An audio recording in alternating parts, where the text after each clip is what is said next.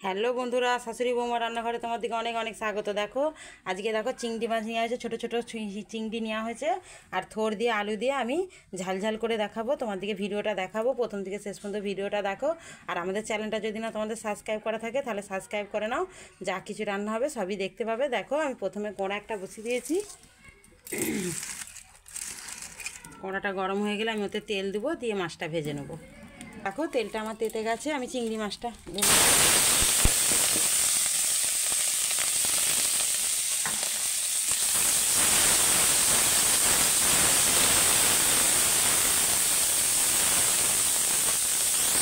দেখো বন্ধুরা, মাছটা আমার ভাজা হয়ে গেছে, তুলে নেব।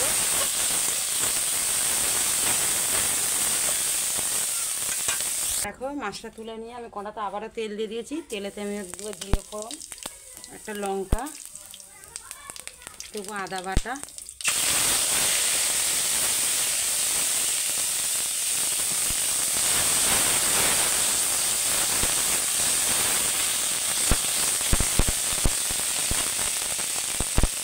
পেঁয়াজ বাটা।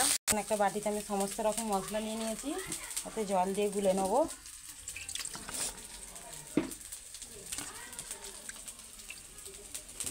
নিয়ে দিয়ে দেবো,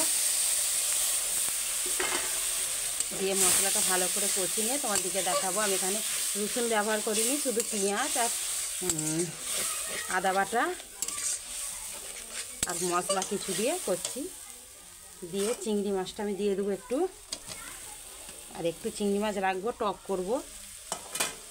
টকটাও তোমার দিকে দেখানোর চেষ্টা করব।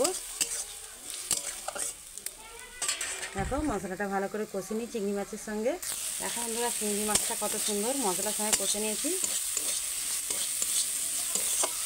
দেখো এবার থোড় আর আলুটা আমি নুন দিয়ে আর প্রেসারে দুটো সিটি মেরে নিয়েছি, যাতে নরম হয়। দিয়ে ভালো করে নেড়ে চেড়ে আমি চাপা দিয়ে দেবো।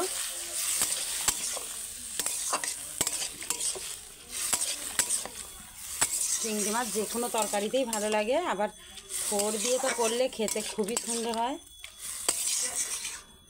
দেখো বন্ধুরা, এবার চাপা দিয়ে দেবো। দেখো বন্ধুরা, তরকারিটা খুলে দেখবো।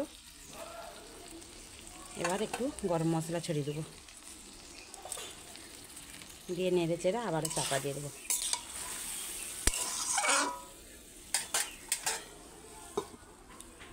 এখন তো তরকারিটা হয়ে গেছে, ঢেলে নিয়ে তোমার দিকে দেখাচ্ছি। এখন তো তরকারিটা হয়ে গেছে, ঢেলে নিয়েছি, তোমার দিকে প্রথম থেকে শেষ পর্যন্ত ভিডিওটা দেখেছি।